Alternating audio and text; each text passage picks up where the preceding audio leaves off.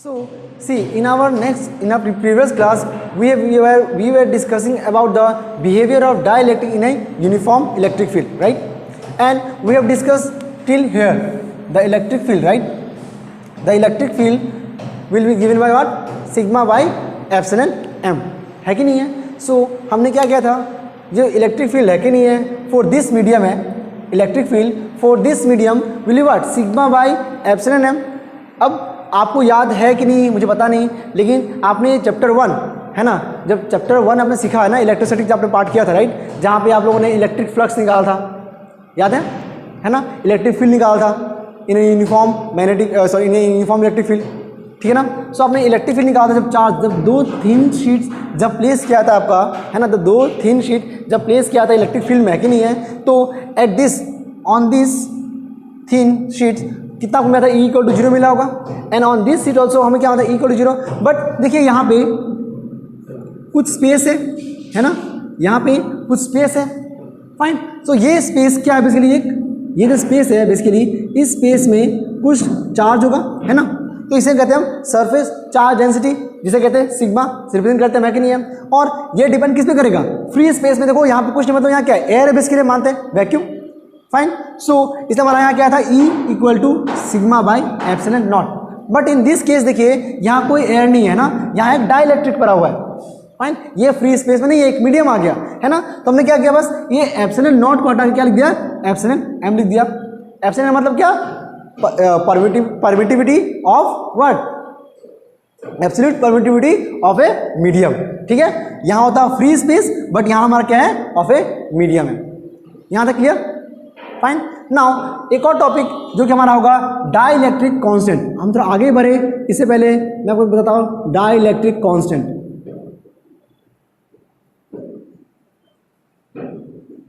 अब ये dielectric constant क्या होता है ना, तो देखिए बहुत ही सिंपल है।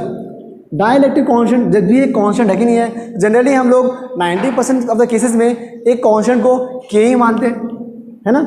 सो के कुछ नहीं है, बस ये रेशियो है ना, रेशियो है एब्सोल्यूट परमिटिविटी और आपका absolute permittivity in a medium to the absolute permittivity in a free space. मतलब ये बेसिकली एक रेशियो है permittivity of a free space और एक मीडियम का, ठीक है।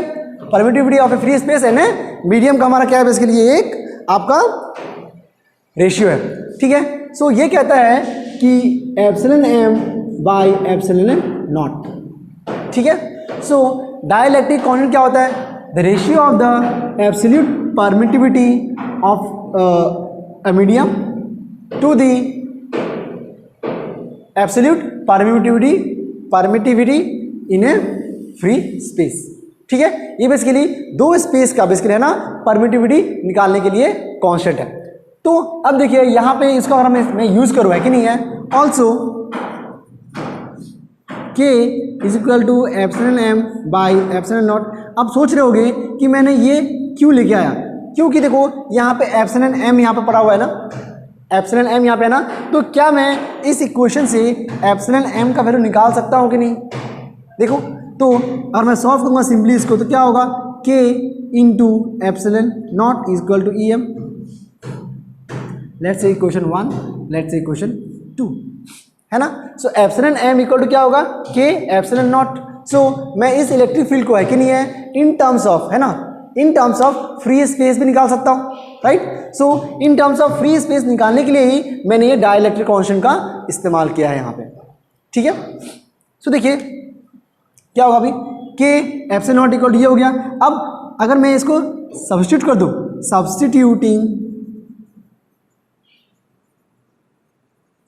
सब्स्टिट्यूटिंग 2 in 1, है ना। सो अगर मैं 2 को 1 में सब्स्टिट्यूट करता हूँ, है ना, तो क्या होगा? ये एप्सिलॉन एम का वैल्यू यहाँ पे पुट होगा, मतलब ये E M will be equal to sigma by K epsilon naught, right. E M equal to K epsilon naught. अब देखो यहाँ पे इसका मतलब क्या है बेसिकली? तो ध्यान से देखोगे ये जो basically sigma by epsilon not है, ये नथिंग बट क्या है? ई है। मैंने आपको बस कुछ देर पहले दिखाया था, है ना। ये नथिंग बट क्या है, ई है। तो अगर मैं मुझे बोलने बोला है ना, एक फ्री स्पेस का इलेक्ट्रिक फील्ड है कि नहीं है, और एक डाइलेक्ट्रिक फील्ड है ना, इन दोनों में बेसिकली डाइलेक्ट्रिक को जब डालता है ना तो डिफरेंस कितना है। So E M this electric field है कि नहीं है, this electric field in a dielectric varies as what 1/k times the original one, है ना। सो देखो यहाँ पे डिफरेंस क्या है, देखो ये 1/k का डिफरेंस यहाँ पे है कि नहीं है। सो ये 1/k टाइम्स क्या होता है, वेरी करता है। फाइन, मतलब स्पेशली अगर मैं आपको इन सिंपल लैंग्वेज बहुत ही आसान भाषा में बात करूँ, है कि नहीं है। सो ये जो इलेक्ट्रिक फील्ड होगा है ना, अगर मैं पूछूँ कि इलेक्ट्रिक फील्ड एक फ्री स्पेस ज़्यादा होगा ना एक मीडियम ज़्यादा होगा, है कि नहीं है, तो आंसर क्या होगा, obviously in free space electric field ज़्यादा होता है compare to in a medium. Like अगर मैं बोलूँगा पानी एंड एयर, है ना, पानी और एयर, हवा और पानी में ज़्यादा इलेक्ट्रिक फील्ड कहाँ पर पाया जाएगा, है ना, आंसर क्या होगा, पानी में कम होगा एंड हवा में, एयर में ज़्यादा होगा। ठीक है, क्यों, बिकॉज देखो ये 1/k है, डिवाइड फॉर्म में आ गया ना। अगर मैं ऐसा कुछ भी लाइक अगर इससे पहले मैं 2 लेता हूँ ना, लेट्स से k = मैं 2 भी मानता हूँ, है ना। सो मान लो कि क्या हो जाएगा, E = 1/2 इंटू ई, मतलब E/2 देखो, है ना। तो नया जो इलेक्ट्रिक फील्ड है जो मीडियम का है ना, वो क्या होगा, E/2, मतलब जितना E था उसका क्या होगा, आधा होगा, है ना। सिमिलरली अगर मैं यहाँ पे k = 3 लूँगा, 4 लूँगा, 5 लूँगा, कुछ भी लूँगा, है कि नहीं है। सो बेसिकली ओरिजिनल जो इलेक्ट्रिक फील्ड है उससे तो कम ही हो जाएगा ना ये। ठीक है, तो इससे हमें एक चीज़ जानने मिला कि electric field in free space ज़्यादा होता है compare to in a medium. ठीक है, क्लियर। सो ये था बेसिकली आपका डाइलेक्ट्रिक फील्ड के बारे में। ठीक है, और ये हमारा बेसिकली ये रिलेशन होगा basically.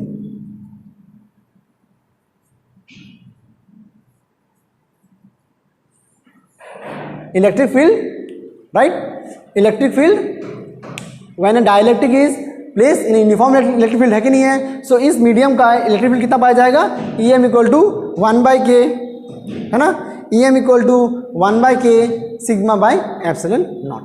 Clear this part, fine. So अब हम बढ़ते हैं आगे, है ना, जो कि हमारा इस चैप्टर का लास्ट टॉपिक होगा।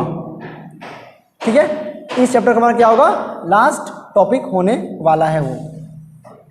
अब देखिए ये टॉपिक, देखो ये टॉपिक तो आपका मालूम चलेगा आएगा कि नहीं, है ना, in your board exams this year. Basically ये दिस ईयर आपका ये बोर्ड एग्जाम्स में आएंगे या नहीं आएंगे ये हम नहीं कह सकते, बिकॉज अगर मैं बात करूँ CBSE, जो आपको अभी एक बात हुआ है कि रिड्यूस किया गया सिलेबस करेगा, है ना, CBSE ने ऑलरेडी सिलेबस रिड्यूस कर दिया है और हमारा AHEC बोर्ड भी 30% सिलेबस रिड्यूस करने वाला है कि नहीं है। सो इन CBSE हमारा जो नेक्स्ट टॉपिक है वो रिमूव कर दिया गया है, बट वी डोंट नो कि इन AHEC बोर्ड हमारा वो रिमूव करेगा या नहीं करेगा, है ना।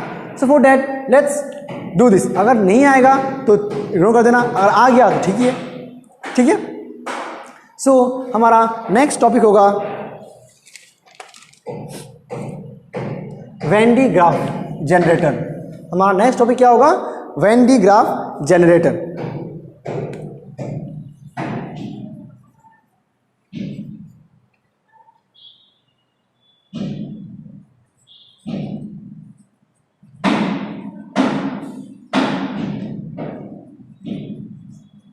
Van de Graaff generator, or we also say Van de Graaff electrostatic generator।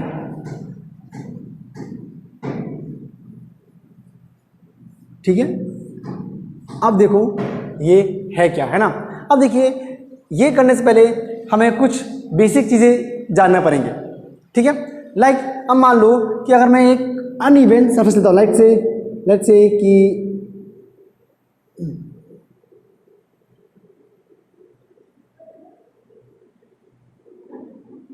एक इस तरह का सपोज सरफेस है, स्फेरिकल सरफेस है, लेकिन एक पे देखो थोड़ा सा अनइवन आ गया ना सरफेस। मान लो इन सभी सरफेस के ऊपर मैंने चार्ज प्लेस करके रखा हुआ है। ठीक है, मैंने क्या किया है, चार्ज प्लेस किया है। सो अब बताओ कि एट दिस पॉइंट, ये जो है ना एट दिस पॉइंट, है ना, इसे हम कहेंगे कि एट दिस पॉइंट चार्जेस हमारा क्या होगा, बहुत ही ज़्यादा होगा। यहाँ जो चार्ज होगा आपका मैक्सिमम होगा, देखो क्योंकि यहाँ पे देखो एक कर्व पार्ट में आ गया ना। अब पता कैसे चलेगा, देखो सिंपली अगर मैं यहाँ से ड्रॉ करूँ एक सर्कल तो कुछ इस तरह से बड़ा देखो एक बड़ा सा अगर फॉर्मूला बस आपको है कि नहीं है, सॉरी इतना बराबर नहीं होगा ना, कुछ इस तरह से होगा। और अगर मैं सिंपली एक ये पॉइंट मानूँ तो ये कुछ इस तरह से फॉर्म होगा। फाइन, तो देखो एट दिस पॉइंट सिर्फ एक ही पॉइंट यहाँ दिख रहा है आपको, है कि नहीं है, बट यहाँ पे देखो ये पूरा का पूरा आधा पार्ट आ गया यहाँ पे, है कि नहीं है, देखो। तो जितना ज़्यादा एरिया रहेगा, है ना, जितना ज़्यादा एरिया रहेगा उतना ज़्यादा ही आपको उसके ऊपर चार्ज रहेगा, है कि नहीं है। सो हमें यहाँ से मालूम चला कि अगर रेडियस जितना कम होगा, है कि नहीं है, रेडियस जितना कम होगा, फाइन, हमारा चार्ज उतना ही ज़्यादा होगा। Like you can say surface charge density, है कि नहीं है, will be proportional to 1/r। Surface charge density will be proportional to 1/r। r मतलब क्या, रेडियस। देखो मैं फिर से बोल रहा हूँ, जितना r कम होगा मतलब जितना छोटा ये एक सर्कल बनेगा ना, इसका ऊपर उतना ज़्यादा ही चार्ज रहेगा, ठीक है, फाइन। एंड रेडियस जितना ही बड़ा होगा उसके ऊपर चार्ज उतना ही क्या होगा, कम होगा। तो एक ये पॉइंट आप याद रखिएगा, ठीक है। अभी एक और आएगा, एक और मैं इसको नाम बताता हूँ ये, चलो ठीक है। अब मान लो कि मान लो मैं एक मेटेलिक कॉम लेता हूँ। मेटेलिक कॉम समझते हो ना, अगर मैं हिंदी में बोलूँ तो कंघी, जिससे आप करते हो ना, स्टाइल मारते हो हमेशा, है ना। सो बेसिकली एक मेटेलिक कॉम, मेटेलिक मतलब जो मेटल से बना होगा, कि नहीं है। सो लेट्स से एक मेटेलिक कॉम ड्रॉ करता हूँ, ठीक है। उतना अच्छा नहीं बना है ना, बट होपफुली समझ में आपको आ जाए, ठीक है। सो अगर मैं यहाँ पे एक मेटेलिक कॉम समझ लेता हूँ यहाँ पे, ठीक है, कुछ इस तरह से, फाइन। अब इस मेटेलिक कॉम पे मान लो कि आपका ये एक न्यूट्रल है फिलहाल, ठीक है, ये एक न्यूट्रल है, और इसी के पास मैं एक नाइलॉन बेल्ट लेता हूँ। नाइलॉन, हाँ नाम सुना होगा आप लोगों ने, नाइलॉन बेल्ट लेता हूँ, है ना, जो कि एक इंसुलेटर है। बेसिकली हमारा क्या होगा, ये एक इंसुलेटर है, ठीक है, ये क्या है, बेसिकली एक इंसुलेटर है।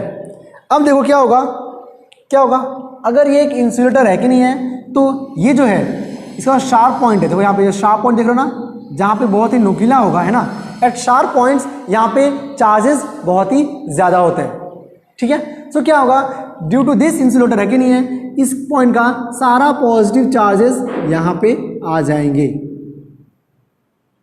ठीक है। अगर सारा पॉजिटिव यहाँ पे आ गया, है ना, तो क्या हो जाएगा, इसके लिए ये क्या हो जाएगा, इलेक्ट्रिकली न्यूट्रल हो जाएगा, ठीक है, ये क्या हो जाएगा, इलेक्ट्रिकली न्यूट्रल हो जाएगा। अब सोचोगे ये सारा पॉजिटिव चार्ज यहाँ आया कैसे, है ना, यू मस्ट थिंकिंग सारा पॉजिटिव चार्ज यहाँ आया कैसे, मजाक तो नहीं कर रहे हो आप। सो मैं बताता हूँ रीज़न, अब ध्यान देना इसको, ठीक है। अब बहुत ही अच्छे से देखना है इस चीज़ को। मैंने क्या कहा था, ये एक मेटेलिक कॉम्ब है ना,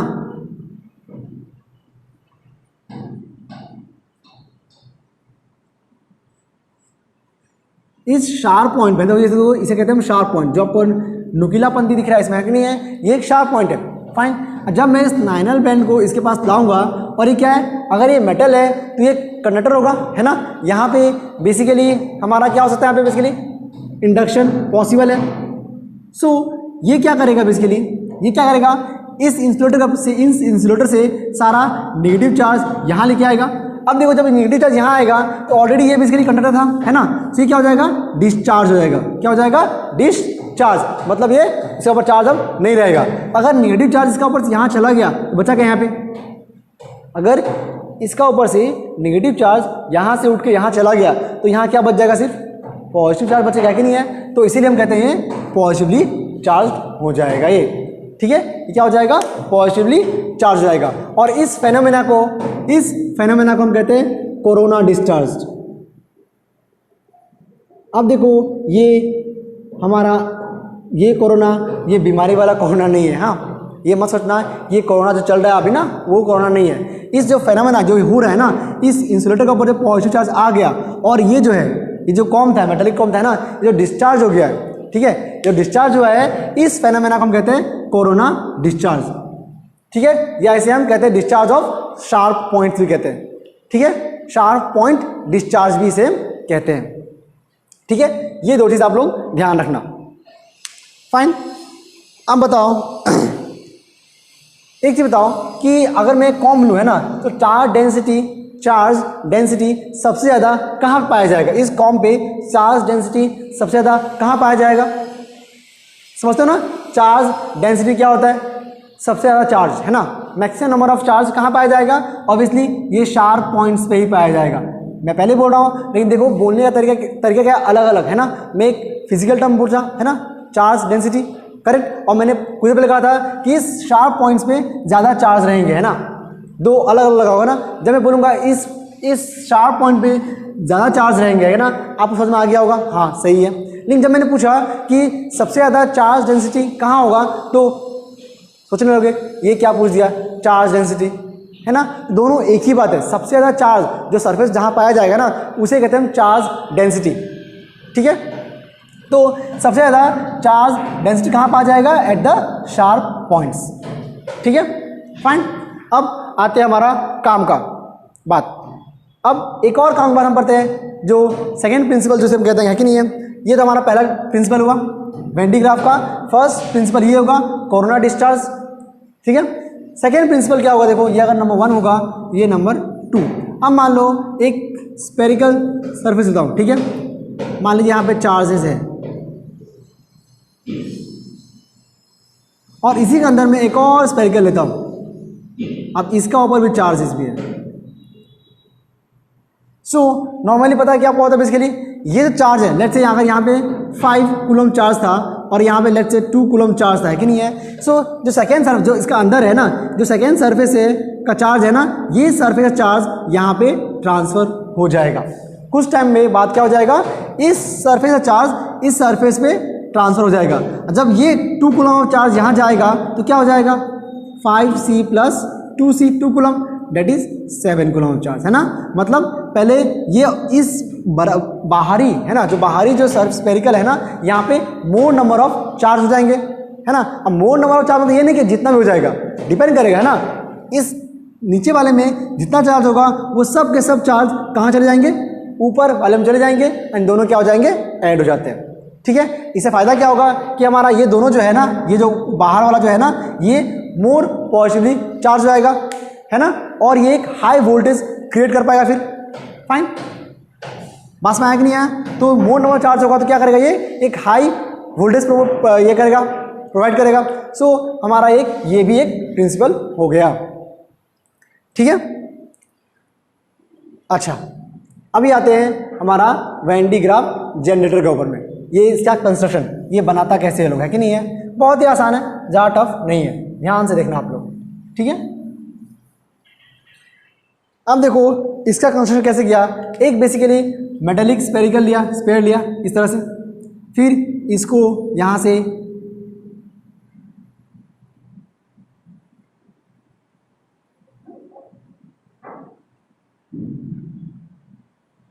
ठीक है लिया।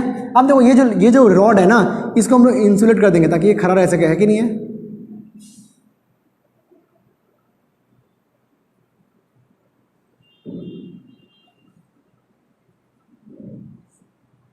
इसको हमने क्या किया, इंसुलेट किया। अब यहां पे हम लेंगे एक पुली और एक यहां पे लेंगे पुली, ठीक है। इन दोनों को लगा देंगे यहां पे, एंड इस पुली को है ना, इस पुली को हम लोग एक जनरेटर से कनेक्ट कर देंगे। क्या करेंगे इसे हम लोग एक मोटर से कनेक्ट करेंगे, सॉरी नॉट जनरेटर, एक मोटर से इसे कनेक्ट करेंगे, मोटर ड्रिवेन पुली, ठीक है। मतलब ये जो पुली घूमेगा ये मोटर का घूमने से घूमेगा, है ना। जब मोटर कनेक्ट कर दोगे ना तो ये ऐसे ऐसे घूमना शुरू कर देगा। तो ये क्या होगा, धीरे पुली होगा, है ना, फाइन। ये भी हमारा क्या होगा, पुली ही होगा। अभी यहां हम क्या करेंगे बेसिकली, यहां पे हम लेंगे एक कॉम,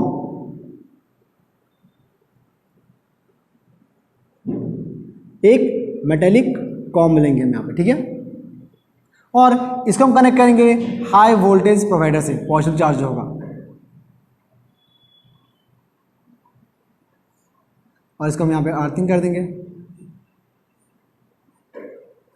ठीक है। इसको मैंने अर्थिंग कर दिया, फाइन।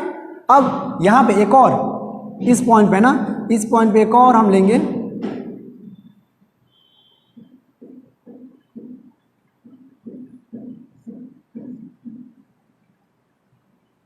कॉम, ठीक है, इस पॉइंट पे हम लेंगे एक और कॉम ले लिया। अब देखो होगा क्या, अब देखिए डायग्राम कैसा लगा, डायग्राम देखने में बताइए, डायग्राम देखने में कैसा लग रहा है। सो ये हमारा क्या होगा बेसिकली, ये होगा, और मैं बोल दूँ ठीक से, यहाँ मार्क कर दूँ, ये हमारा होगा मेटेलिक कॉम, ठीक है। अब देखो क्या होगा, जब यहाँ पे हाई वोल्टेज, मान लो मैं हाई वोल्टेज, जब मैं इस यहाँ पे हाई वोल्टेज दूंगा तो यहाँ क्या होगा, इस पॉइंट पे पॉजिटिव चार्ज आ जाएगा, है ना, क्या होगा, तो ये पॉजिटिव चार्ज से कनेक्टेड है कि नहीं है, सो बहुत सारा पॉजिटिव चार्ज यहाँ पे पाया जाएगा। इससे क्या होगा, इस पॉइंट से, शार्प पॉइंट से क्या होगा, इस शार्प पॉइंट से इस बेल्ट का ऊपर, है ना, ये जो पुली कनेक्टेड है ना, ये हमारा है नाइलॉन बेल्ट। हमने कुछ देर पहले बात किया था कि नहीं है, ये जो पुली से जो बेल्ट करेक्ट बेल्ट लगाया ना, एक पुली घुमाने के लिए कुछ चाहिए होगा ना, एक बेल्ट हमने लगाया, वो बेल्ट क्या था, नाइलॉन बेल्ट। अब इस बेल्ट में देखो क्या हुआ, इस मेटल कॉम का वैसे जो पॉजिटिव चार्ज है यहाँ पे आ गया होगा, अभी यहाँ से जाएगा जाएगा जाएगा जाएगा जाएगा जाएगा यहाँ पे आएगा।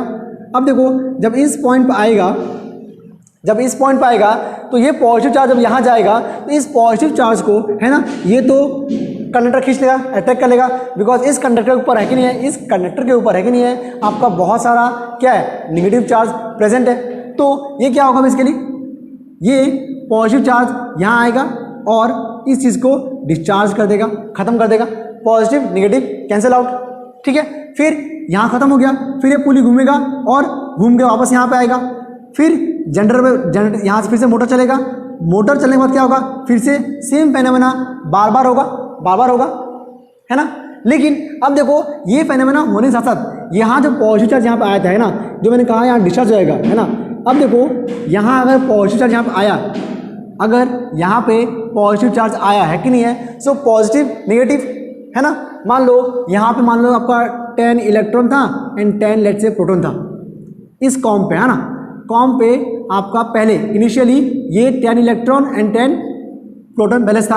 अब देखो ये 10 इलेक्ट्रॉन है, ये यहाँ जो प्रोटॉन आया इसको खींचेगा, है ना, क्या करेगा, इसको पुल करेगा, तो ये तो पुल तो कर लिया, यहाँ पे पुल करने के बाद क्या होगा कि यहाँ पे बेसिकली अब क्या हो जाएगा, नंबर ऑफ प्रोटॉन्स लेट से 10 और बढ़ जाएगा, बेसिकली 10 प्रोटॉन्स और क्या हो जाएगा, इंक्रीज हो जाएगा। तो ये 10 जो प्रोटॉन है कि नहीं है, क्या कहाँ जाएगा, क्योंकि ये 20 प्रोटॉन्स तो रखेगा नहीं, क्यों नहीं रखेगा, क्योंकि ऑलरेडी इसके लिए 10 के लिए 10 प्रोटॉन्स यहाँ पर ऑलरेडी है, 10 प्रोटॉन्स के लिए 10 इलेक्ट्रॉन्स ऑलरेडी है। सो क्या होगा, ये तो 10 एक्स्ट्रा प्रोटॉन जो है ना, ये क्या होगा, ये शिफ्ट हो जाएगा इधर में, क्या हो जाएगा, ये 10 प्रोटॉन्स क्या हो जाएगा, बोलेगा चलो आप दोनों रहो, मैं यहाँ से चला जाता हूँ, ठीक है। तो क्या होगा, ये बाहर आ जाएगा इसका ऊपर, ये जो मेटेलिक सरफेस है कि नहीं है, क्या हो जाएगा, ये बाहर तरफ आ जाएगा। और ये जब ये बार बार जब ये बार बार घूमेगा, है ना, जितना ज़्यादा टाइम घूमेगा उतना ही चार्ज क्या होगा, इस स्फेरिकल सरफेस के ऊपर आ जाएगा, है ना। अब देखो जब बहुत सारा स्फेरिकल सरफेस यहाँ पे आया है कि नहीं है, तो एक बहुत ही हाई अमाउंट ऑफ फील्ड यहाँ पे वोल्टेज क्रिएट करेगा कि नहीं है, राइट, एक हाई वोल्टेज यहाँ क्रिएट करेगा। अब देखो जब ये हाई वोल्टेज क्रिएट करेगा, अगर मैं इसे खुले में रखूँ है कि नहीं है, अगर मैं इसको खुले में रखूँ तो क्या हो जाएगा, फिर ये इलेक्ट्रिक जो हमारा एयर है ना, वहाँ पे ये वोल्टेज ट्रांसफर करना स्टार्ट कर देगा, जो कि हमारे लिए क्या होगा, डेंजरस होगा। तो हम इसे क्या कहेंगे, इसके लिए इसे हम लोग एक बंद कर देंगे, इसे हम एक चैम्बर में क्या करेंगे, इसे basically will close this in A chamber, fine. अब ये चैम्बर, इस चैम्बर में हम क्या करेंगे, बेसिकली सब गैस भर देंगे, लेट्स से SF8, ठीक है। इस चैम्बर में हम क्या करेंगे, गैस फिल कर देंगे।